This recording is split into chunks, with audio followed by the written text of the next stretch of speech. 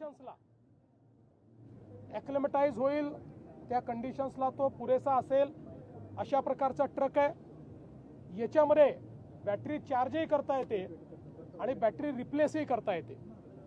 केवळ 5 मिनिटात म्हणजे 4.5 मिनिटामध्ये बॅटरी रिप्लेस होते। आता पहिल्यांदा मुंबई पुणे कॉरिडॉर हा ते तयार करतायत, ज्याच्यावर बॅटरी स्वॅपिंगची व्यवस्था असेल, चार्जिंगची व्यवस्था असेल आणि ट्रक ड्रायव्हरनी त्या ठिकाणी ट्रक नेल्यानंतर स्वॅपिंग स्टेशनवर 4.5 मिनिटामध्ये दुसरी बॅटरी त्या ठिकाणी लागेल आणि तो पुढे जाऊ शकेल।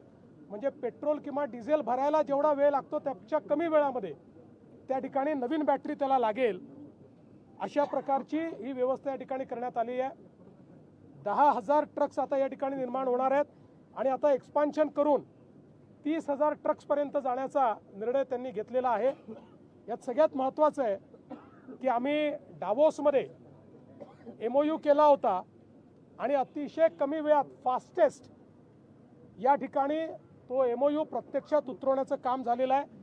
मी असं म्हणेन की आज इलेक्ट्रिक मोबिलिटीमध्ये ट्रकच्या क्षेत्रात एक क्रांती ही भारतामध्ये ब्ल्यू एनर्जी आणि SRनी या ठिकाणी केली आहे।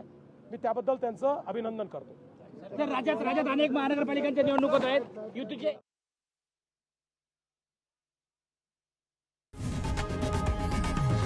लोकशाही मराठी ऐका, पहा, जागरूक रहा।